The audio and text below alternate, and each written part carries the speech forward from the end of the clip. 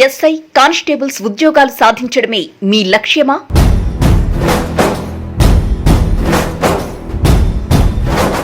History Karim sir, polity Prabhakar Reddy sir, economy Pasha sir లాంటి 16 మంది legendary ఫ్యాకల్టీల ఆధ్వర్యంలో రాష్ట్రంలోని అత్యుత్తమ ఆన్లైన్ కోచింగ్ కేవలం ఆర్సీ ఎగ్జామ్స్ మొబైల్ యాప్ లో మాత్రమే లభ్యం. 2 తెలుగు రాష్ట్రాల్లో లక్షలాది మంది విద్యార్థులకు నమ్మకమైన సంస్థ కేవలం ఆర్సీ ఎగ్జామ్స్ మాత్రమే. వెంటనే RC exams mobile app download చేసుకోండి. మీ ప్రిపరేషన్ ని ప్రారంభించండి. మరిన్ని వివరాలకు 8985093399 ఫోన్ నంబర్లో సంప్రదించండి. Hi friends, welcome to RC exams. పోటీ పరీక్షలకు సంబంధించి పాలిటీ విభాగం భారత రాజకీయ వ్యవస్థ కావచ్చు, భారత రాజ్యాంగం కావచ్చు, దీనికి ఎనలేని ప్రాధాన్యత ఉంటుంది. ఈ సబ్జెక్ట్ని 2 తెలుగు రాష్ట్రాల్లో అద్భుతంగా బోధించగలిగిన ఏకైక వ్యక్తి మన ప్రభాకర్ రెడ్డి సార్. ప్రభాకర్ రెడ్డి సార్ గురించి చెప్పాలంటే చాలా ఉన్నాయి. అంటే ఆయన క్లాస్ చెప్పే విధానం కావచ్చు, ఎగ్జామ్ ఓరియంటేషన్ కావచ్చు, ఇంకా ఎలా అయినా చూసినా తన విద్యార్థులని ప్రభుత్వ ఉద్యోగులుగా తీర్చిదిద్దడమే లక్ష్యంగా ఆయన పాఠాలు బోధిస్తూ ఉంటారు. సో అలాంటి అగ్రగణ్యమైన ఫ్యాకల్టీ, లెజెండరీ ఫ్యాకల్టీ ఇవాళ మన దగ్గరికి వచ్చారు. త్వరలో రాబోతున్న ఎస్ఐ కానిస్టేబుల్స్ కావచ్చు, లేదా మిగతా పోటీ పరీక్షలకు సంబంధించి విద్యార్థుల్లో పాలిటీ విషయానికి సంబంధించి ఉన్న సందేహాలను, భయాలను లేదా ప్రిపరేషన్కి సంబంధించిన మెలకువలను చెప్పడానికి ఇవాళ ప్రభాకర్ రెడ్డి గారు మన స్టూడియోకి వచ్చారు. Welcome sir. Thank you very much. Right, పోటీ పరీక్షలకు సంబంధించి ఎస్ఐ కావచ్చు, కానిస్టేబుల్ కావచ్చు, గ్రూప్స్ కావచ్చు, సివిల్స్ కావచ్చు, దీంట్లో పాలిటీ విభాగానికి ఉన్న ప్రత్యేకతను గురించి మీరు ఎలా విశ్లేషిస్తారు? మామూలుగా పాలిటిక్స్ సంబంధించి సబ్జెక్ట్ సంబంధించినంత వరకు సివిల్ కానిస్టేబుల్ మొదలుకొని సివిల్ సర్వీస్ ఎగ్జామ్స్ వరకు కూడా అన్ని ఎగ్జామ్స్లో, పోటీ పరీక్షలన్నింటిలో కూడా, అంటే మనకు సబ్ ఇన్స్పెక్టర్ ఎగ్జామ్లో కావచ్చు, అదేవిధంగా జేఎల్ కావచ్చు, డిఎల్ కావచ్చు, గ్రూప్ 1, గ్రూప్ 2, సివిల్ సర్వీసెస్, ఆఖరికి ఐఏఎస్ ఎగ్జామ్స్ లాంటి ప్రతి ఎగ్జామ్లో కూడా కంపల్సరీగా పాలిటిక్స్ సంబంధించినటువంటి ప్రశ్నలు ఉంటవి.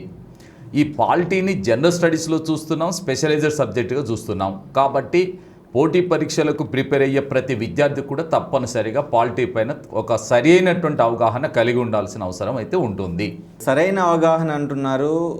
కొత్తగా ప్రిపరేషన్ స్టార్ట్ చేసే వ్యక్తి ఎక్కడి నుంచి పాలిటీని మొదలు పెట్టాలి? జనరల్గా పాలిటిక్స్ సంబంధించినటువంటి అంశం అనగానే చాలామందికి ఒక రకమైనటువంటి ఇదేదో ప్రత్యేకమైన సబ్జెక్ట్ అనుకుంటుంటారు. ఉదాహరణకి ఒక శాసనసభకి ఎన్నికలు జరిగినప్పుడు ఆ ఎన్నికల్లో ఏ పార్టీ మెజార్టీని సంపాదిస్తే వాళ్ళు ప్రభుత్వాన్ని ఏర్పాటు చేస్తారనేటటువంటి విషయం ప్రతి ఒక్కరు పేపర్లో చూస్తుంటారు. మనకు ఎలక్షన్స్ జరగానే రిజల్ట్స్ వచ్చినప్పుడు ఎవరు గెలుపొందారు, ఏ పార్టీకి ఎన్ని సీట్లు వచ్చినాయని చూస్తుంటారు. చూసిన తర్వాత ఎవరు ప్రభుత్వాన్ని ఏర్పాటు చేస్తారనే అవగాహన కూడా వాళ్ళకు ఉంటుంది. కానీ ఇలా ఒక రాష్ట్రంలో కానీ కేంద్రంలో కానీ ఇలా ప్రభుత్వాన్ని ఏర్పాటు చేసేటటువంటిదే పార్లమెంటరీ తరహా ప్రభుత్వం అనే అంశం వాళ్ళకు తెలియదు. అంటే పార్లమెంటరీ తరహా ప్రభుత్వం భారతదేశంలో ఉన్నది.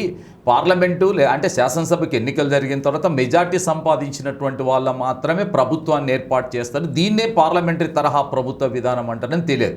అంటే నిత్య జీవితం లోపల ప్రతిరోజు తాము చూసేటటువంటి విషయాలపైన ఒక అవగాహన ఉన్నటువంటి వాళ్ళు ఎవరైనా సరే పాలిటీ నేర్చుకోవటం చాలా చాలా చాలా సులభమైనటువంటి అంశం. ప్రభుత్వ నిర్మాణం, అది పనిచేయడానికి సంబంధించిన కొన్ని నియమాలు ఉంటే వాటికి పెట్టుకున్నటువంటి పేరే రాజ్యాంగం. కాబట్టి ఆ రాజ్యాంగాన్ని అమలుపరిచేటటువంటి రాజకీయ వ్యవస్థ గురించి చర్చించటమే పాలిటీ. కాబట్టి మనకు తెలిసిన విషయాల నుంచి తెలియని విషయాలు, అంటే కాన్స్టిట్యూషన్ సంబంధించినటువంటి విషయాలని తెలుసుకోవటానికి చేసేటటువంటి ప్రయత్నం ఏదైతే ఉందో అది విద్యార్థి కాస్త ఆసక్తితోని ప్రయత్నం చేస్తే తప్పనిసరిగా అతను సక్సెస్ఫుల్గా పాలిటీలో మంచి మార్కులు సంపాదిస్తాడు. దీంట్లో సందేహం లేదు. పాలిటీ అనగానే విద్యార్థులు ప్రధానంగా భయపడే అంశం ఏంటంటే ఆర్టికల్స్ చాలా ఎక్కువ సంఖ్యలో ఉంటాయి, లేదా సంవత్సరాలు గుర్తుంచుకోవాలి, లేదా వ్యక్తుల పేర్లు గుర్తుంచుకోవాలి. ఈ రకమైన కంప్లైంట్ స్టూడెంట్స్ నుంచి వస్తుంటుంది. దీన్ని ఎలా మీరు అధిగమించడానికి సూచనలు అందిస్తారు? చాలామంది విద్యార్థుల దగ్గర ఉన్నటువంటి అంశం ఏంటంటే నంబర్లు అందరికీ తెలుసు. 1 నుంచి 1000 వరకు నంబర్లు తెలుసు. భారత రాజ్యాంగంలో కూడా 483 అధికారులు. నంబర్ కాదు ఇక్కడ ప్రాధాన్యత. వీళ్ళంతా నంబర్ గేమ్తోని నంబర్కి సంబంధించినటువంటి అంశాలు వచ్చినప్పుడు ఆ కన్ఫ్యూజన్లో ఉంటారు. ఎప్పుడు నంబర్తోని ప్రయత్నం చేయొద్దు.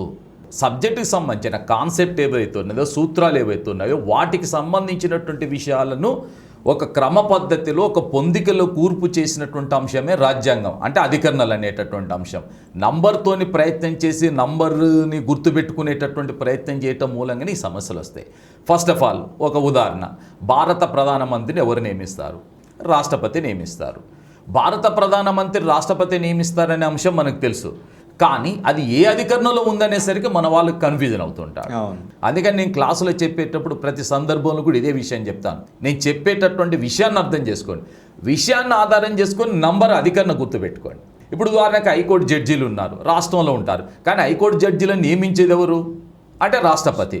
దీనికి ఒక అధికరణ ఉంటుంది. అంటే నీకు ఫస్ట్ సబ్జెక్ట్ గురించి తెలిసి ఉంటే రాష్ట్రంలో ఉన్నప్పటికీ కూడా జడ్జీలను, హైకోర్టు జడ్జీలను రాష్ట్రపతి నియమిస్తారనే అవగాహన నీకు ఉంటే అధికరణ అనేటటువంటి అంశాలపైన అడిగే ప్రశ్నలు తక్కువ. ఒక 4-5 క్వశ్చన్స్ ఉంటాయి, అవి కూడా ఇంపార్టెంట్గా అడుగుతుంటారు, కానీ సబ్జెక్టు పైన అడిగే ప్రశ్నలు ఎక్కువ. ఫస్ట్ ఆ క్లారిటీ ప్రతి విద్యార్థి తెలుసుకోవాల్సినటువంటి అవసరం ఉంది. సార్, పాలిటీ అనేది డైనమిక్ సబ్జెక్ట్. అంటే ఎప్పటికప్పుడు ప్రభుత్వ విధానాలు కావచ్చు, లేదా కోర్టు తీర్పులు కావచ్చు, లేదా మిగతా విశ్లేషణలు కావచ్చు, ఎప్పటికప్పుడు మారుతూ ఉంటుంది. సో ఈ పోటీ పరీక్షకు ప్రిపేర్ అయ్యే విద్యార్థి వీటిని ఎలా ఫాలో అవ్వాలి? డైనమిక్ అని ఎందుకంటున్నామంటే ప్రతిరోజు ప్రభుత్వానికి సంబంధించినటువంటి రకరకాల విధానపరమైన నిర్ణయాలు ఉంటాయి. ఉదాహరణకి భారతదేశంలో వ్యవసాయ చట్టాలపైన పెద్ద చర్చ జరుగుతుంది. దేశం మొత్తం మీద ఒక గందరగోళ పరిస్థితులు ఉన్నాయి. ఇలాంటివి ఉన్నప్పుడు ఒక సగటు పాలిటీ నేర్చుకునేటటువంటి విద్యార్థి చూడాల్సినటువంటి అంశం ఏంటంటే భారతదేశానికి సంబంధించిన వ్యవసాయ చట్టాలను ఎవరు చేస్తారు అంటే పార్లమెంట్ రూపొందిస్తుంది. పార్లమెంట్ రూపొందించినటువంటి చట్టాలను రాష్ట్రాలకి ఎలా వర్తింపజేస్తారు, ఈ అంశాల ఈ సందర్భంలో కేంద్ర రాష్ట్రాల మధ్య ఉండేటటువంటి సంబంధాలు ఏంటివి.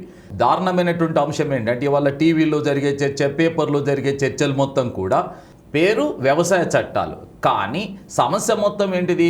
ఒక రైతు పండించినటువంటి పంట అమ్ముకోవటానికి సంబంధించిన వ్యాపారానికి సంబంధించినటువంటి అంశం. అందుకనే కేంద్రం జోక్యం చేసుకుంది. అంటే చాలామందికి అవగాహన ఉండాల్సినటువంటి అంశం ఏంటంటే వ్యవసాయం రాష్ట్ర జాబితాలో ఉంది, దానిపై చట్టాలు చేసేది రాష్ట్ర ప్రభుత్వాలు, కానీ వ్యవసాయ పరికరాలకు సంబంధించి కానీ వ్యవసాయ ఉత్పత్తులను అమ్మకాలు జరిపేటటువంటి వ్యాపారానికి సంబంధించిన అంశం మాత్రమే కేంద్ర జాబితాలో ఉంది. అంటే ఒక రాష్ట్రం నుంచి ఇంకొక రాష్ట్రానికి రవాణా చేసేటప్పుడు వ్యాపారం చేయడానికి సంబంధించినటువంటి అంశం రాజ్యాంగంలోని 304 అధికరణలో అంతర్రాష్ట్ర వ్యాపార వాణిజ్యానికి సంబంధించిన అంశాలు కేంద్రం చేతుల్లో ఉంది. కాబట్టి పార్లమెంట్ చేసిన చట్టాలు దీనిపైన చర్చ జరుగుతుంది. పేరు వ్యవసాయ చట్టాలు, జరిగేది వ్యాపారానికి సంబంధించినటువంటి అంశం. అలాంటిది వచ్చినప్పుడు ఇది ఎవరు చేశారు? పార్లమెంట్. ఎందుకు చేసింది అంటే అంతర్రాష్ట్ర వ్యాపార వాణిజ్యం ఏ జాబితాలో ఉందంటే కేంద్ర జాబితాలో ఉంది, కాబట్టి కేంద్ర ప్రభుత్వమే చట్టాలు రూపొందిస్తుంది అనే విషయాన్ని రాజ్యాంగపరంగా ఉన్న లింక్ను అర్థం చేసుకోవాల్సినటువంటి అంశం ఉంది. అంటే ఇక్కడ కావాల్సింది ఏంటంటే విద్యార్థికి ఆసక్తి, దీనికి ఉన్న లింక్ ఏమిటి? పేపర్లో వచ్చినటువంటి అంశమే, పేపర్లో వచ్చినటువంటి అంశాన్ని ఆ రోజు అంశమే, కానీ దాని నుంచి నువ్వు 1-2 బిట్లు నేర్చుకుంటున్నావు అంటే సబ్జెక్ట్ నేర్చుకుంటావు. అలా లింక్ చేసి ఎవరైతే చదువుతారో ఖచ్చితంగా వాళ్లకు ఒక సబ్జెక్టు పైన క్లారిటీ ఉంటుంది. పేపర్లో ఒక అంశం వచ్చింది, శబరిమలలోకి మహిళలను ప్రవేశింప చేయాలా వద్దా అనే అంశం పైన పెద్ద గొడవ నడుస్తుంది. ఒక సగటు విద్యార్థి, సగటు వ్యక్తి టీవీ చూస్తాడు, టీవీలో అది అక్కడ జరిగే ఘర్షణ కనిపిస్తుంది, లేక పేపర్లో వార్త వస్తుంది. ఇది వచ్చినప్పుడు ఎందుకు వచ్చింది ఇది అనేది ఆలోచించాలి. సుప్రీంకోర్టు ఒక కీలకమైన తీర్పు ఇచ్చింది. భారత రాజ్యాంగంలోని 14 అధికరణ ప్రకారం చట్టం ముందు అందరూ సమానులే అని చెప్పింది. అదేవిధంగా 25లో ఉండేటటువంటి 3 క్లాసు ప్రకారము చాలా స్పష్టంగా ఉంది. ఏమని అని అంటే ఒక దేవాలయంలోకి కానీ ఎక్కడైనా అంటే ధార్మిక ప్రదేశాల్లోకి ఎవరైనా వెళ్ళటానికి అవసరమైన చట్టం చేసే అధికారం ప్రభుత్వానికి ఉంది. కాబట్టి చట్ట సమానత్వం అన్నప్పుడు, చట్టం ముందు అందరూ సమానులు అన్నప్పుడు 15 అధికరణ ప్రకారం కుల, మత, వర్గ, వర్ణ, స్త్రీ పురుష వివక్షత తేడా లేకుండా, జన్మస్థల తేడాల ఆధారంగా కాకుండా ఏ వ్యక్తి పట్ల కూడా వివక్షత చూపరాదు. కాబట్టి 10 నుంచి 50 సంవత్సరాల లోపు ఉన్నటువంటి స్త్రీలు కూడా ప్రవేశించడానికి అవకాశం కల్పిస్తూ సుప్రీంకోర్టు తీర్పు చెప్పింది. ఈ అంశాన్ని మనకు సుప్రీంకోర్టు ఇచ్చిన తీర్పు గురించి కానీ, లేకపోతే రాజ్యాంగంలో చట్టం ముందు సమానత్వాన్ని చెప్పే అంశం కానీ, 25 అధికరణలో పేర్కొన్న అంటే మామూలుగా మత స్వాతంత్రపు హక్కుకు సంబంధించినటువంటి అంశం పైన కానీ మనం ఫోకస్ చేసేటట్లుగా ఉండాలి. అంటే మన చుట్టూ జరుగుతున్నటువంటి అంశాలు, రోజు పేపర్లో వస్తున్నటువంటి అంశాలు, లేక టీవీలో వచ్చేటటువంటి అంశాలని సబ్జెక్టుతో అనుసంధానం ఎలా చేసుకోవాలి? అది ఎప్పుడు వస్తుంది అంటే ఒక విద్యార్థికి సబ్జెక్టు పట్ల ఆసక్తి ఉన్నప్పుడు మాత్రమే సాధ్యమవుతుంది. అది ఇక్కడ చూడాల్సినటువంటి. మీ సమాధానంలో సుప్రీంకోర్టు తీర్పులో ప్రస్తావన వచ్చింది. ఇప్పుడు ఈ పోటీ పరీక్షలకు సంబంధించి చూసుకుంటే గత కొన్నేళ్లుగా మేము ప్రిపేర్ అయ్యేటప్పుడు 2008-9 ఆ టైంలో మీది ఇప్పుడు ప్రామాణిక పుస్తకం వేశారు. దీనికంటే ముందు మీ స్టడీ మెటీరియల్ స్పైరల్ బెండింగ్ దొరికేది. దాంట్లో ఒక నోటిఫికేషన్లో వరుసగా సుప్రీంకోర్టు తీర్పులు వరుసగా ఏ నోట్స్లో లేకుండా మీ నోట్స్లో రావడం అప్పుడు సెన్సేషన్ సృష్టించింది. అది మాకు ఇంకా గుర్తుంది. సో ఎందుకు ఈ సుప్రీంకోర్టు తీర్పులకి పాలిటీలో అత్యధిక ప్రాధాన్యత ఇస్తున్నారు? ఏ రాజ్యాంగమైనా, నెహ్రూ చెప్తాడు, ఏ రాజ్యాంగమైనా ఆనాటి పరిస్థితులను ప్రతిబింబిస్తుంది. ఏ దేశ రాజ్యాంగమైనా ఆనాటి పరిస్థితులను ప్రతిబింబిస్తుంది. అంటే భారత రాజ్యాంగం కూడా 1947లో స్వాతంత్రాన్ని సంపాదించి 50లో రాజ్యాంగాన్ని రచించే కాలం నాటి పరిస్థితులను దృష్టిలో పెట్టుకొని రూపొందించినారు. బట్ సమాజము, ఈ ప్రపంచం అనేటటువంటిది అది జడ పదార్థం కాదు. It is not at all a static one, it is a dynamic one. It changes from time to time. దేశ కాలమాన పరిస్థితులు మారినప్పుడు ప్రజల యొక్క సామాజిక, ఆర్థిక, రాజకీయ అవసరాలు మారుతాయి. ప్రజల అవసరాలు మారినప్పుడు పరిపాలన మార్చాలి. పరిపాలన మార్చాలంటే రాజ్యాంగాన్ని కూడా సవరించాల్సి ఉంటుంది. అయితే రాజ్యాంగాన్ని సవరించడానికంటే ముందు ప్రభుత్వం చేసినటువంటి పనులపైన కొన్ని సమస్యలు వస్తాయి. ప్రభుత్వం చేసిన చట్టాలపైన, ప్రభుత్వం తీసుకున్న పరిపాలన చర్యలపైన కొన్ని సమస్యలు వస్తాయి. ఈ సమస్యలు వచ్చినప్పుడు ఏమవుతుంది? డైరెక్ట్గా సుప్రీంకోర్టుకో, హైకోర్టుకో వెళ్తారు. వెళ్ళినప్పుడు కోర్టు తీర్పు చెప్తుంది. ఉదాహరణకి ఆంధ్రప్రదేశ్లో రాష్ట్ర ఎన్నికల కమిషనర్ని రమేష్ కుమార్ని తొలగించి ఆయన స్థానంలో కనగరాజు అనేటటువంటి వ్యక్తిని నియామకం చేశారు. దీనిపైన రాజ్యాంగబద్ధత ఉందా లేదా అనే అంశం పైన కోర్టుకు వెళ్తే కోర్టు ఇది పొరపాటు అని చెప్పి కోర్టు కొట్టివేసింది. సుప్రీంకోర్టుకి వెళ్ళారు. సుప్రీంకోర్టు కూడా ఇలా చేయకూడదు అంటే దాంట్లో చాలా స్పష్టంగా రాజ్యాంగబద్ధమైన సంస్థ కాబట్టి అంటే ఇప్పుడు దేన్ని అమలు పరుస్తున్నారు మీరు? అంటే కనగరాజును కొనసాగిస్తున్నారా, లేకపోతే మనకు రమేష్ కుమార్ని మళ్ళీ పునర్నియామకం చేశారా? కోర్టు ఇచ్చినటువంటి తీర్పు రాజ్యాంగాన్ని బట్టి ఏ విధంగానైతే ప్రభుత్వం పనిచేస్తుందో, పరిపాలన చేస్తుందో, కోర్టు ఇచ్చిన తీర్పు కూడా ఒక శాసనంగా పనిచేస్తుంది. కాబట్టే సుప్రీంకోర్టు తీర్పులకు పరిపాలనా వ్యవస్థకు అత్యంత సన్నిహితమైనటువంటి సంబంధం ఉంటుంది. అందువల్ల ఇక్కడ సుప్రీంకోర్టు ఎలాంటి తీర్పు చెప్పింది, దాన్ని అమలుపరచాల్సినటువంటి బాధ్యత కేంద్ర ప్రభుత్వం పైన ఉంటుంది, రాష్ట్ర ప్రభుత్వాల పైన ఉంటుంది. అంటే ఈ దేశ పరిపాలన కేంద్రం కానీ రాష్ట్ర ప్రభుత్వాలు కానీ రాజ్యాంగ ప్రకారం పరిపాలన చేయాలి. రాజ్యాంగ ప్రకారం పరిపాలన చేసేటప్పుడు వచ్చిన మార్పులను బట్టి ప్రభుత్వాలు ఏమైనా పొరపాటు చేసినా, ప్రభుత్వ చట్టాలు ఏమైనా రాజ్యాంగ విరుద్ధంగా ఉన్నా దాన్ని న్యాయ సమీక్ష అంటాం. ఆ న్యాయ సమీక్ష చేసిన తర్వాత అది రాజ్యాంగబద్ధంగా ఉంటేనేమో దాన్ని సమర్థిస్తారు, రాజ్యాంగ విరుద్ధంగా ఉంటే అది చెల్లవు, నల్ అండ్ వాయిడ్, ఈ రాజ్యాంగ విరుద్ధము చెల్లవు అని చెప్తారు. కాబట్టి మనకు రాజ్యాంగం అనేది ఒక ఆర్గానిక్, అంటే లివింగ్ ఆర్గాన్, అంటే ఒక సజీవ సాధనం. దేశానికి సంబంధించి 130 కోట్ల మంది ప్రజల యొక్క ఆశలను, ఆశయాలను నెరవేర్చడానికి ఉద్దేశించబడిన ఒక సజీవ సాధనం. కాబట్టి దాంట్లో వచ్చిన మార్పులన్నింటిని కూడా సుప్రీంకోర్టు అంటే తీర్పుల్లో కనిపిస్తుంది. కాబట్టి వాటిని తప్పనిసరిగా చదువుకోవాల్సిన అవసరం ఉంటుంది. దీనికి ఒక చిన్న ఉదాహరణ చెప్తాను. 2008లో ఇలాగే క్లాసులో సుప్రీంకోర్టు సంబంధించినటువంటి కేసుల గురించి వివరిస్తుంటే ఓ మిత్రుడు లేసి నన్ను ఒక ప్రశ్న అడిగాడు. సార్, మీరు మాకు పాలిటీ చెప్తున్నారా లేకపోతే లా చెప్తున్నారా అని అడిగారు. అంటే నేనేం చెప్పాల్సి వచ్చింది? లాతో కూడుకున్న పాలిటీ చెప్తున్నాను. సార్, ఎక్కడ ఏ ఇన్స్టిట్యూట్లో ఈ కేసులు రాపించటం లేదు, మీరు అనవసరంగా టైం అంతా వేస్ట్ అవుతుంది, ఇవన్నీ చెప్పాడు. అంటే అనవసరము టైం వేస్ట్ అనే మాట నాతో చెప్పకు. నీకు ఇష్టం ఉంటే రాసుకో, లేకపోతే రాయకుంటే నీకు ఇష్టం లేకపోతే వదిలేసుకో. కానీ ఇది ఇంపార్టెన్సా కాదని నువ్వు నాకు చెప్పటం కాదు, నేను చెప్పే అంశాన్ని నువ్వు దృష్టిలో పెట్టుకో అని చెప్పాను. సరే, తను రాసుకొని నాకు తెలియదు, అయిపోయింది.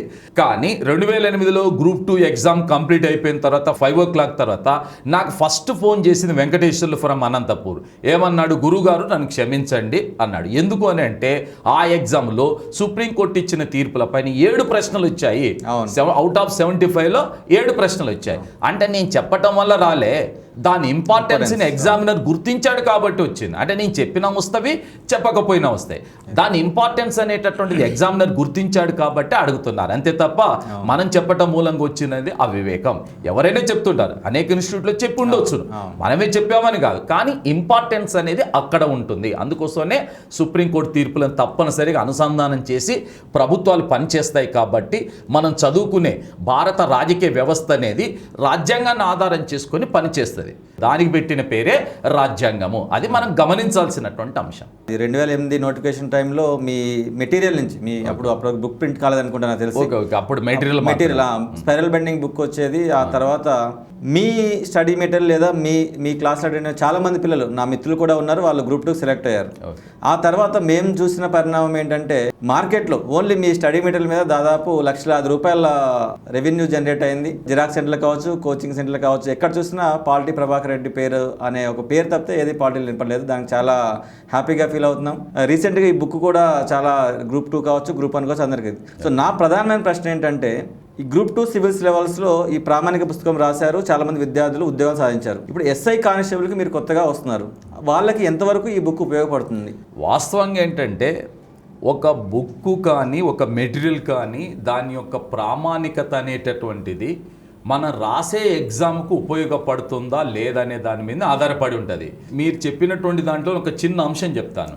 2007లో నేను క్లాస్ చెప్పేటప్పుడు అదే అశోక్ నగర్లో చాలామంది ప్రభాకర్ రెడ్డి సార్ నోట్స్ వద్దు, ఎందుకంటే అది చాలా పెద్దగా ఉంది, అందువలన సింపుల్గా ఉండేటటువంటి ఈ నోట్స్ తీసుకోండి, ఆ నోట్స్ తీసుకోండి అని చెప్పారు. కానీ ఒకసారి ఎగ్జామ్ కంప్లీట్ అయిపోయిన తర్వాత 2008 ఎగ్జామ్ అయిపోయిన తర్వాత మాత్రమే నా నోట్స్ యొక్క ఆ రోజున్న స్పైరల్ బ్యాండ్ యొక్క ప్రాధాన్యత తెలిసి, అందువలన మనం ఇచ్చేటటువంటి బుక్ పెద్దదా చిన్నదా అనేటటువంటిది అనవసరం. బుక్ పెద్దది చిన్నది అనేది కాదు, యాక్చువల్గా అడిగేటటువంటి ఎగ్జామినర్ అడిగేటటువంటి ప్రశ్నల మీదే ఆధారపడి ఉంటాయి. నేను ఒక చిన్న అంశం చెప్తున్నాను. 1994లో ఏ ప్రశ్నలు అయితే అడిగాడో, 2000 సంవత్సరంలో ఏ ప్రశ్నలు అయితే అడిగాడో, నిన్నగాక మొన్న ఏపీలో తెలంగాణలో జరిగినటువంటి సివిల్ కానిస్టేబుల్ ఎగ్జామ్లో ఆ ప్రశ్నలు అడిగాడు. అవునవును. మరి అలాంటప్పుడు మనకు బుక్ యొక్క ప్రాధాన్యత అనేటటువంటిది మనం రాసే ఎగ్జామ్లో అడిగే ప్రశ్నల యొక్క స్టాండర్డ్ని బట్టి మనం నేర్చుకోవాల్సి ఉంటుంది. తెలంగాణలో ఫస్ట్ టైం గ్రూప్ 2 ఎగ్జామ్ జరిగినప్పుడు 65 ప్రశ్నలు పాలిటీ నుంచి వస్తే 64 ప్రశ్నలు ఇదే బుక్లో ఉన్నవి. సూపర్. 64 ప్రశ్నలు ఉన్నాయి. కానీ నేను అసంతృప్తి చెందింది ఏంటంటే 65వ ప్రశ్నకు సంబంధించిన ఆన్సర్ నేను చెప్పలేకపోయాననే బాధ ఉంది. ఎందుకంటే అది సుబ్రహ్మణ్య స్వామి సంబంధించినటువంటి ఒక కేసు వేస్తే దానిపైన సుప్రీంకోర్టు ఇచ్చిన తీర్పు పైన ప్రశ్న అడిగారు. అది నేను చెప్పలేదు క్లాసులో, దానికి నేను చాలా ఫీల్ అయ్యాను. అంటే అర్థం ఏంటంటే ఇక్కడ చెప్పదలుచుకుంది ఏంటంటే బుక్స్ అనేటటువంటి వాటి యొక్క ప్రాధాన్యత, వాల్యూ అనేటటువంటిది సబ్జెక్టు మనం చెప్పటము, స్టూడెంట్స్ అర్థం చేసుకోవటము, ఎగ్జామ్ రాయటము, వాళ్ళకు ఉపయోగపడటం మీద ఆధారపడి ఉంటుంది. కానీ చిన్న బుక్క పెద్ద బుక్క అనేటటువంటి దాని మీద ప్రామాణికతతో ఆధారపడి ఉండదు, పేజీల పైన ఆధారపడి ఉండదు. దాంట్లో ఉన్న కోర్ వాల్యూ, సబ్జెక్ట్ వాల్యూ ఏదైతుందో దాని మీదనే ఆధారపడి ఉంటుంది. ఈ బుక్స్ యొక్క ప్రస్తావన వచ్చింది కాబట్టి మరొక అనుబంధ ప్రశ్న అడుగుతున్నాను నేను దీనికి సంబంధించి. మార్కెట్లో చాలా వరకు పాలిటిక్స్ సంబంధించి చాలా బుక్స్ ఉన్నాయి. మీరు అన్నట్లు పేజీలు తక్కువ ఉన్నాయి, కొన్ని బిట్స్ రూపంలో ఉన్నాయి, కొన్ని షార్ట్ కట్స్ బుల్లెట్ పాయింట్ల రూపంలో ఉన్నాయి. చాలామంది విద్యార్థులు అవగాహన లోపంతో వాటిని కొంటున్నారు, చదువుతున్నారు. అవి పరీక్షల్లో ఎంతవరకు ఉపయోగపడతాయి మీ దృష్టిలో? మీరు ఏ బుక్ అయినా తీసుకోండి, దేంట్లోనైనా సరే బేసిక్ కోర్ సబ్జెక్ట్ అనేటటువంటిది అన్నీ ఒకటే ఉంటుంది. యాక్చువల్గా దాంట్లో పెద్దగా తేడా ఉంటుందని నేను అనుకోను.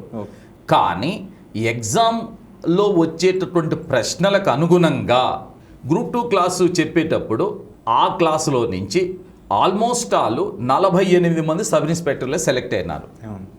ఎందుకు కారణం ఏంటి అని అంటే అర్థమెటిక్ అందరూ ఒకే రకంగా చేశారు, బట్ జనరల్ స్టడీస్ పేపర్ ఏదైతే ఉందో అది హార్డ్గా వచ్చింది, అంటే కాస్త కఠినంగా ఉంది.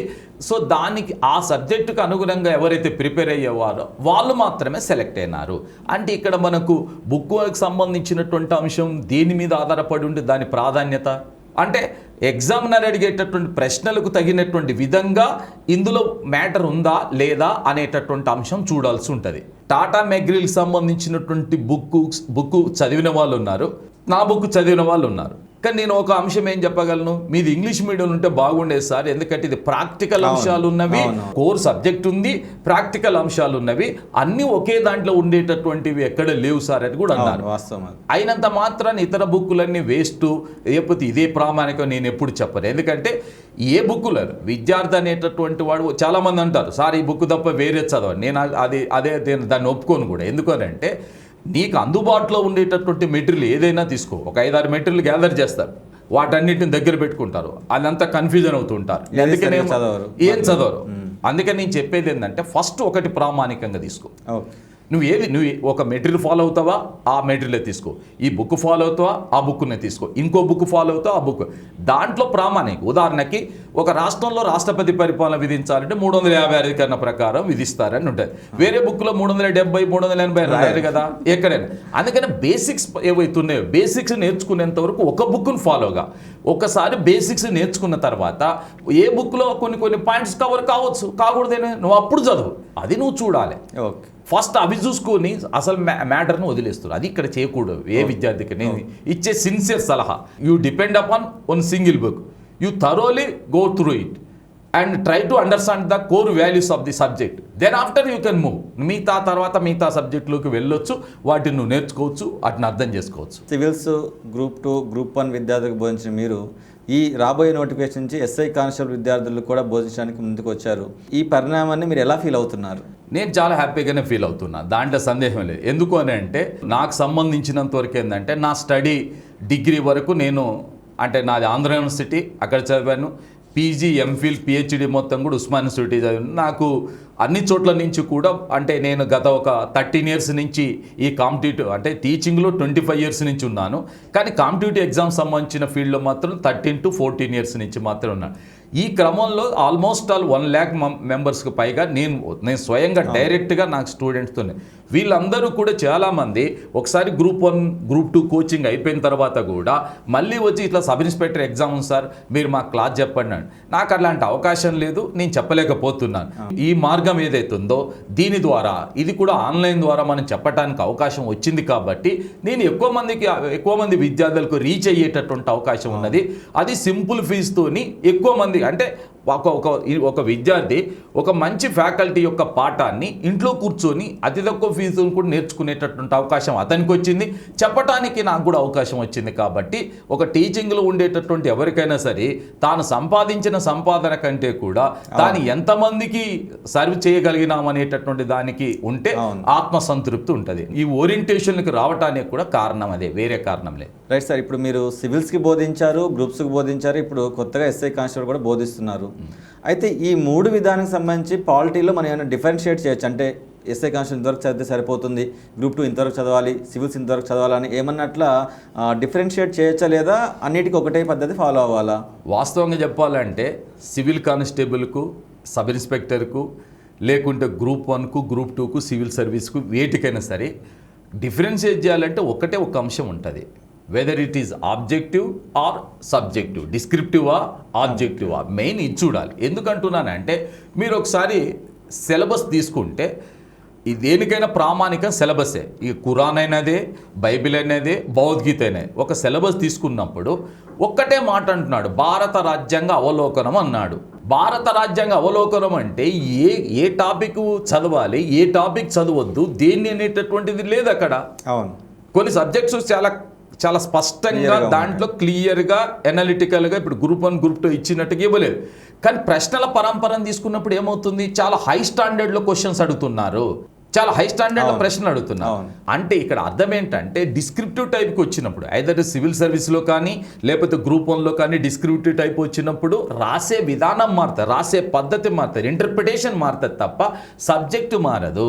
ఇండియన్ పాలిటీ అంటే ఇండియన్ కాన్స్టిట్యూషన్ బేస్ చేసుకొని ఉంటుంది. ఇండియన్ కాన్స్టిట్యూషన్ని గ్రూప్ 1కు ఒక ఇండియన్ కాన్స్టిట్యూషను, గ్రూప్ 2కు ఒక ఇండియన్ కాన్స్టిట్యూషను, సివిల్ సర్వీస్కి ఒక ఇండియన్ కాన్స్టిట్యూషన్ లేదు కదా, ఒకటే ఉన్నది.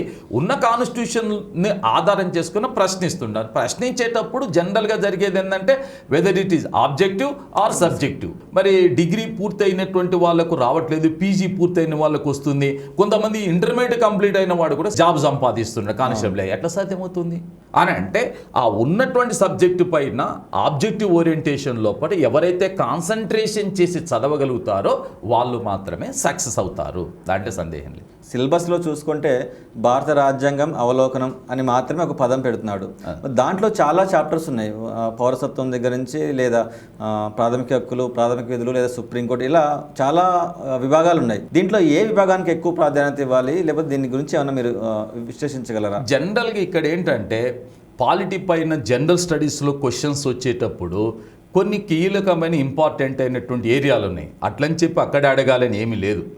ఉదాహరణకి ప్రాథమిక హక్కులు ఉన్నవి, ఆదేశిక సూత్రాలు ఉన్నవి, తర్వాత కాన్స్టిట్యూషన్ సంబంధించిన కాన్స్టిట్యూంట్ అసెంబ్లీ మీరు ప్రతిసారి కూడా ఒకసారి కాంపిటేటివ్ ఎగ్జామ్లో చూడండి, రాజ్యాంగ పరిషత్తు ఏర్పాటు కంటే ముందు బ్రిటిష్ ప్రభుత్వ పాలనా కాలంలో ప్రవేశపెట్టిన చార్టర్ చట్టాలు, కౌన్సిల్ చట్టాలపైన కంపల్సరీ క్వశ్చన్ ఉంటుంది.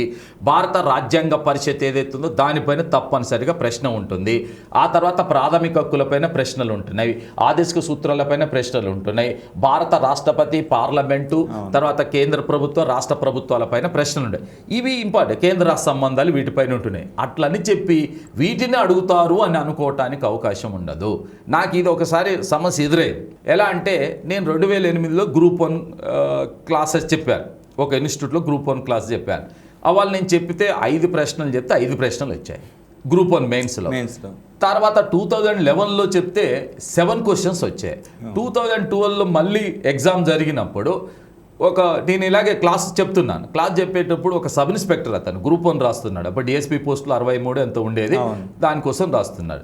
సార్, మీరు ఫస్ట్ ఎగ్జామ్లో మీరు చెప్తే 5 ప్రశ్నలు వచ్చినాయి, తర్వాత 7 వచ్చినాయి, మీరు ఏమి చెప్పకండి సార్, ఇంపార్టెంట్ అయిన క్వశ్చన్ పేపర్ చెప్పండి, ఇక మాకు సబ్జెక్ట్ వద్దు ఏమొద్దన్నాను. నేనేమన్నా అంటే, ఇప్పుడు ఒక్క ప్రశ్న కూడా రాదు, అప్పుడు ఏం చేస్తావు అని. ఒక్క ప్రశ్న కూడా నేను చెప్పింది రాదు, ఏం చేస్తావు? అందుకు అంటే అర్థం ఏంటంటే, ఇక్కడ నేను చెప్పింది రాదు అని అంటే సబ్జెక్ట్ కాదు. ఉదాహరణకి ఇంద్రా సంబంధాలు ఉన్నాయి, కంపల్సరీ క్వశ్చన్ ఉంటుంది, ఏ ఏరియాలో ఎలా ప్రశ్నిస్తారో నేను చెప్తాను, కానీ నేను చెప్పినట్టు ఎగ్జామినర్ అడగాలని లేదు. అందువలన ఏంటంటే, మనం ఎప్పుడైనా సరే సబ్జెక్టును నమ్ముకోవటం ఇంపార్టెంట్. సబ్జెక్టు నమ్ముకున్నటువంటి వాడు ఎవడైనా ఏ విద్యార్థి అయినా సరే, ఈవెన్ ఫ్యాకల్టీ కూడా సబ్జెక్టు మీద విశ్వాసం ఉంచినప్పుడు సబ్జెక్టు చెప్పేటటువంటి ఫ్యాకల్టీకి సంతృప్తి ఉంటుంది, అట్ ది సేమ్ టైం విద్యార్థికి కూడా సంతృప్తి ఉంటుంది. ఇద్దరికి సంతృప్తి ఉండేటటువంటిది ఎప్పుడంటే, సబ్జెక్టు మీద కాన్సన్ట్రేషన్ చేసినప్పుడు. ఆబ్జెక్టివ్ బిట్స్ మాదిరి చదువుకొని వెళ్తే ఏదో మా వాళ్ళు చెప్పారన్నమాట, ఎప్పుడు గెస్ పేపర్ అని, గెస్ మిస్ అయితే బస్ ఎక్కాల్సిందే. కాబట్టి అలాంటి వాటి జోలికి వెళ్ళొద్దు. Thank you sir.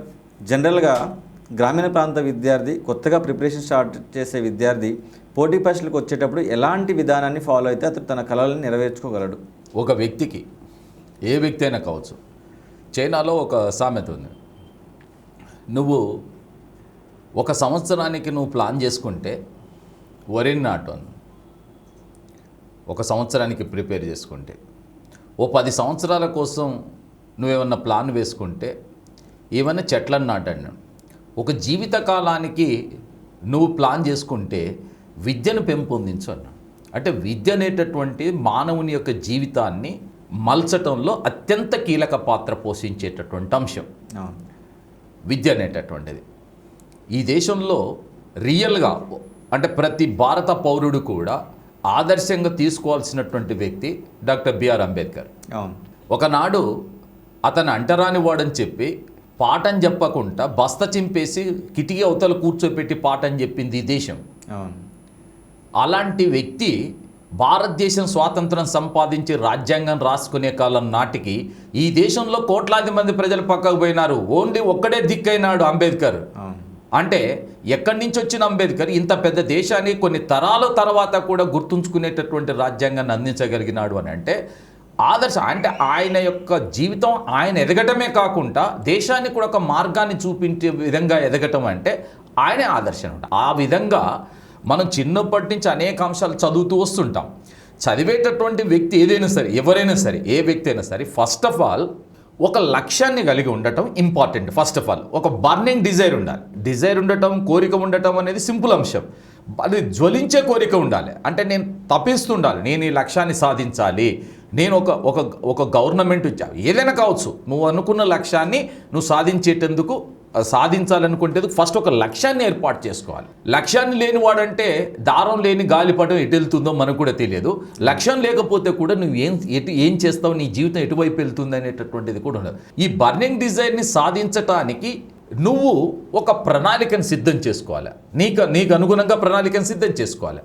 ఒక లక్ష్యాన్ని సాధించడానికి అనుగుణంగా ప్రణాళికను సిద్ధం చేసుకో. ఆ ప్రణాళికను అమలుపరచడానికి నిజాయితీతోనే, అంకిత భావంతోనే పనిచేయాలి. ఈ 3 లేనటువంటి వాడు కాంపిటేటివ్ ఎగ్జామ్లోకి రావద్దు. పోటీ పరీక్షలకి సిద్ధమయ్యే అభ్యర్థులు సాధారణంగా ఎన్నో పొరపాట్లు చేస్తుంటారు. సో ఆ పొరపాట్లు ఎలా ఉంటాయి, వాటిని ఎలా సరిదిద్దుకోవాలి? ఒక విద్యార్థి ఒక సబ్జెక్ట్ చదువుతున్నాడు, ఒక టాపిక్ చదువుతున్నాడు.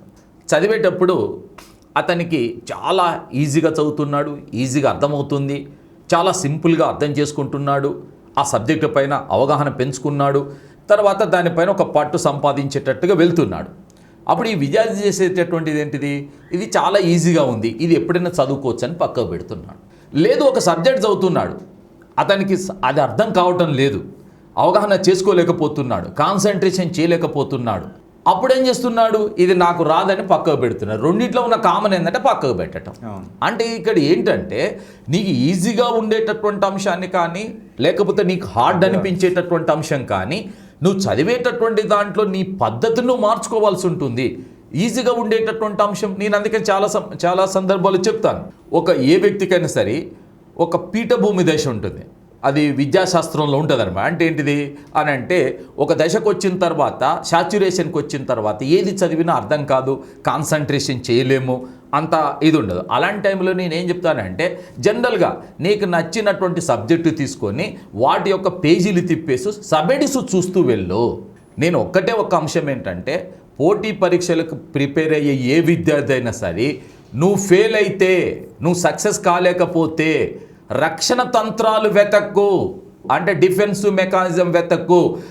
మా ఫాదర్ ఇది చెప్పాడు కాబట్టి నాకు రాలేదు, మాకు ఈ పని చెప్పారు కాబట్టి రాలేదు, నాకు టైం దొరకలేదు కాబట్టి రాలేదు అనేటటువంటి ఎవరి మీద ఒకరి మీదకి నెట్టేసేటటువంటి ప్రయత్నం, మా కోచింగ్ సెంటర్ బాగలేదు, ఆ బుక్ బాగలేదు, ఇలాంటి ప్రయత్నాలు చేస్తుంటారు.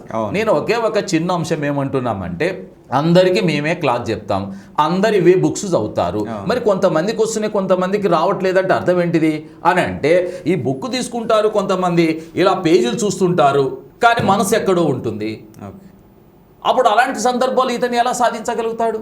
కాన్సన్ట్రేషన్ అనేటటువంటిది ఉండాలి. సబ్జెక్టు మీద అవగాహన వస్తే ఖచ్చితంగా నువ్వు ఏ ఎగ్జామ్ అయినా ప్రిపేర్ కాగలుగుతావు. అలాగే పోటీ పరీక్షలకు సంబంధించి ప్రీవియస్ పేపర్స్, గతంలో జరిగిన పరీక్షలకు సంబంధించి ఆ ప్రశ్న పత్రాల అధ్యయనం ఎంతవరకు విద్యార్థులకు ఉపయోగపడుతుంది? మీరు కూడా ఒక ప్రీవియస్ పేపర్ బుక్ ఫ్రీగా ఇస్తున్నారట్టుంది ఆ బుక్ కొన్న వాళ్ళకి. సో వీటి యొక్క ప్రయోజనం ఎంతవరకు ఉంటుంది విద్యార్థులకి?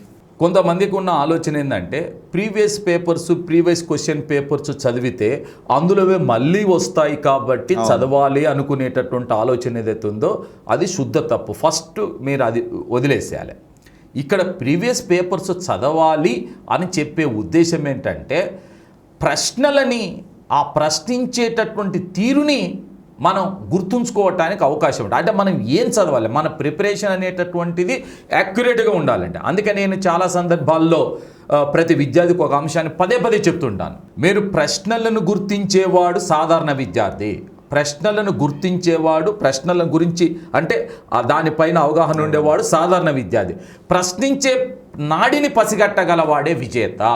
ఎలా ప్రశ్నిస్తున్నాడు, ఒక టాపిక్ అందరం చదువుతాం, కానీ చదివినటువంటి టాపిక్ మీద ఎలాంటి ప్రశ్న వేస్తున్నాడు.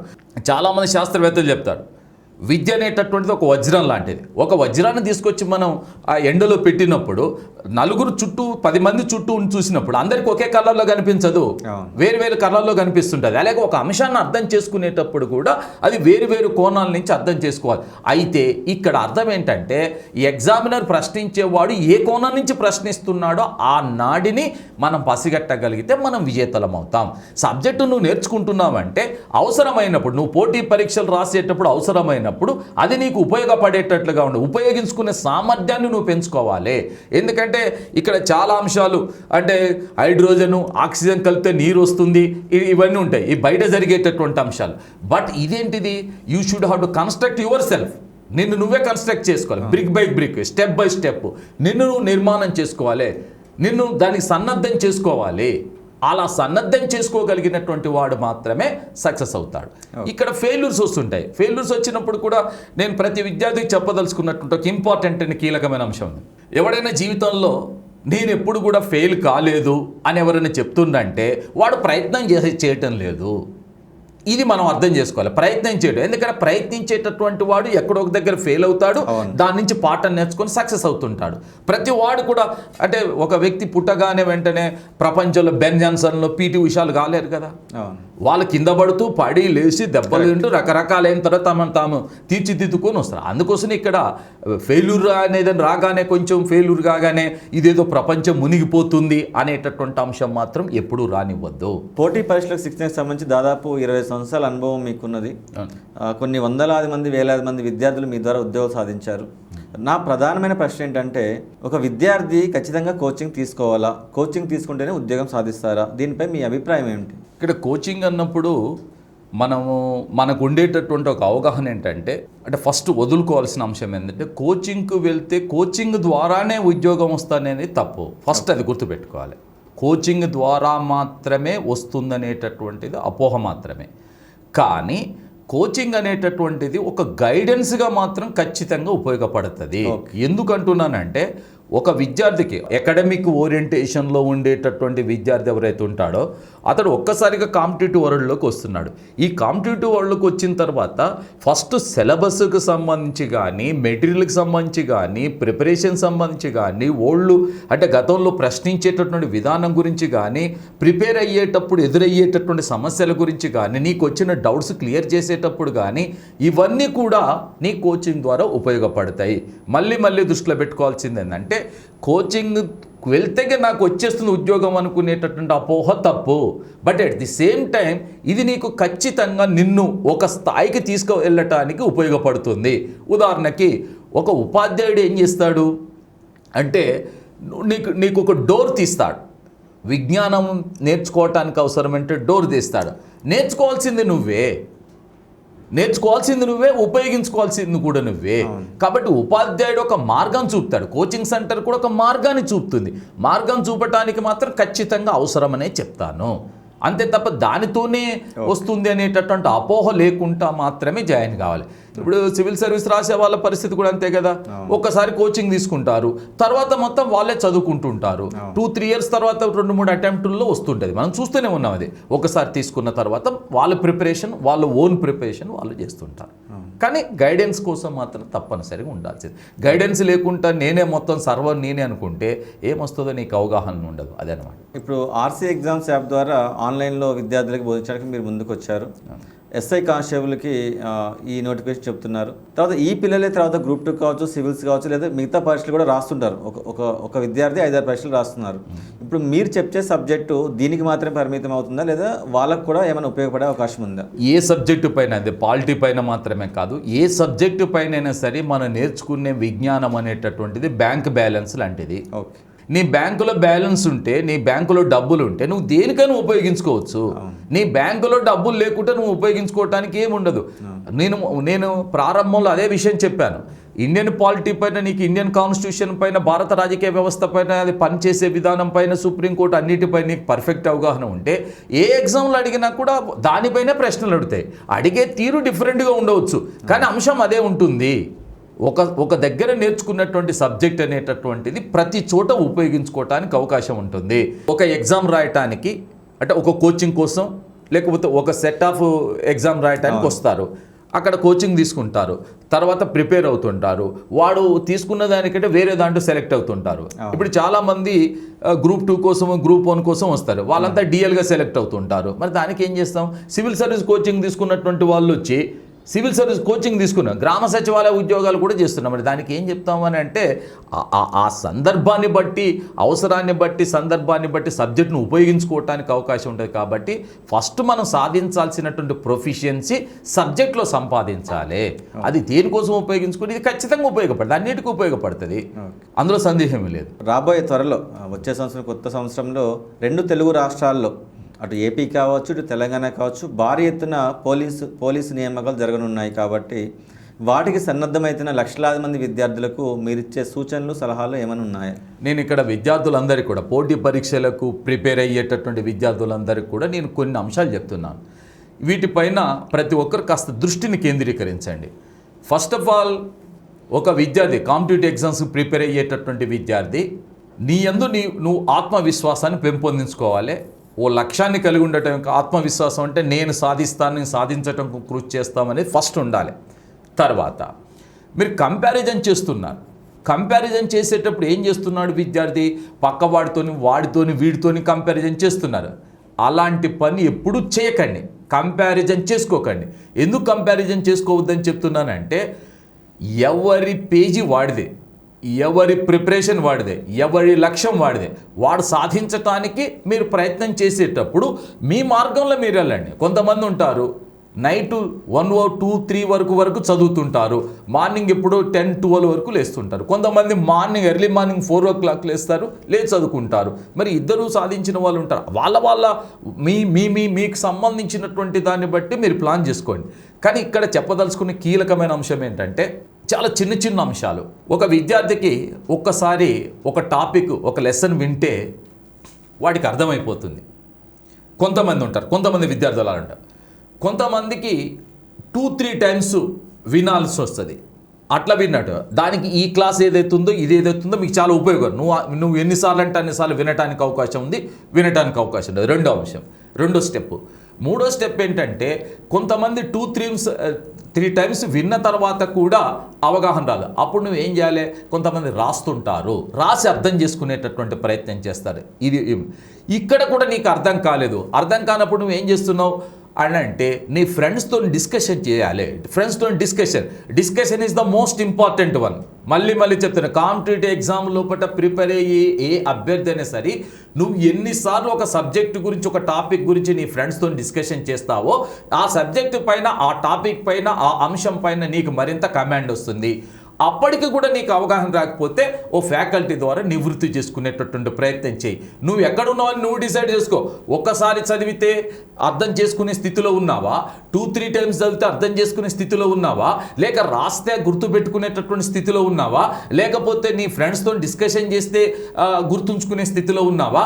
లేక ఫ్యాకల్టీతో నువ్వు డౌట్స్ క్లియర్ చేసుకుంటే ఏ స్థితిలో ఉన్నావని నువ్వు అర్థం చేసుకోవాల్సిన.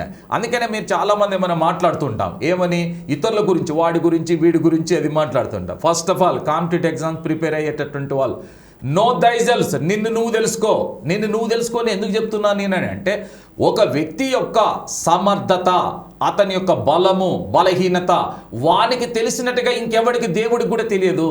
కాబట్టి first of all competitive exams రాసేటటువంటి వాడు నిన్ను నువ్వు అర్థం చేసుకోవాలి. వేరే వాళ్ళ సంగతి పక్కా పెట్టాలి. నీ బలమేందో, నీ బలహీనత ఉందో నీకు తెలుసు.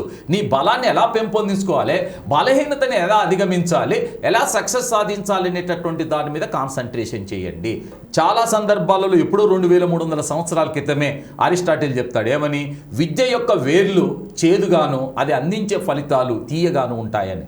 వేర్లు తింటే చేదుగానే ఉంటాయి, అది అందించే ఫలితాలు తీయగా ఉంటాయి. కాబట్టి నువ్వు ఇప్పుడు చేసేటటువంటి కష్టపడటం, నువ్వు శ్రమించటం, దీని మీద ఆధారపడే నీ భవిష్యత్తు నిర్ణయించబడుతుంది. కాబట్టి నీ యొక్క రాతని, నీ తలరాతని మార్చుకునే, తిరిగి రాసుకునేటటువంటి శక్తి నీ చేతుల్లో. గతించిపోయిందని ఎవడేం చేయలేడు. నీ ముందున్నటువంటి దాన్ని నీకు అనుకూలంగా మలుచుకోవటం పైనే నీ యొక్క లైఫ్, నీ భవిష్యత్తు ఆధారపడి ఉంటుంది. Thank you sir. పోటీ పరీక్షలకు సంబంధించి పాలిటీ విభాగంలో విద్యార్థులు ఉన్న ఎన్నో సందేహాలను చాలా విశ్లేషణాత్మకంగా మీరు తీర్చారు. ఈ ఇంటర్వ్యూ విద్యార్థులకు చాలా ఉపయోగకరంగా కనిపిస్తుంది. కాబట్టి మీ అమూల్యమైన సమయాన్ని మా కోసం కేటాయించేందుకు మీకు ధన్యవాదాలు. నేను ఫస్ట్ మీకు థ్యాంక్స్ చెప్పాలి. ఎందుకంటే నేను చెప్పేటటువంటి అంశం ద్వారా కొద్దిమంది విద్యార్థులైనా కాస్త ఇన్స్పైర్ అయి తాము నమ్ముకున్న లక్ష్యానికి అనుగుణంగా కష్టపడి చదువుకోగలిగితే, మీరు నాకు ఇచ్చిన అవకాశం ద్వారా విద్యార్థుల్లో కొద్దిమందిలో మార్పు తీసుకురావడానికి తోడ్పడినా కూడా I will be the happiest person. Okay, thank you అనండి. థ్యాంక్ యూ అన్న RC exams. Group 2 SI constables ఉద్యోగాలు సాధించడమే మీ లక్ష్యమా?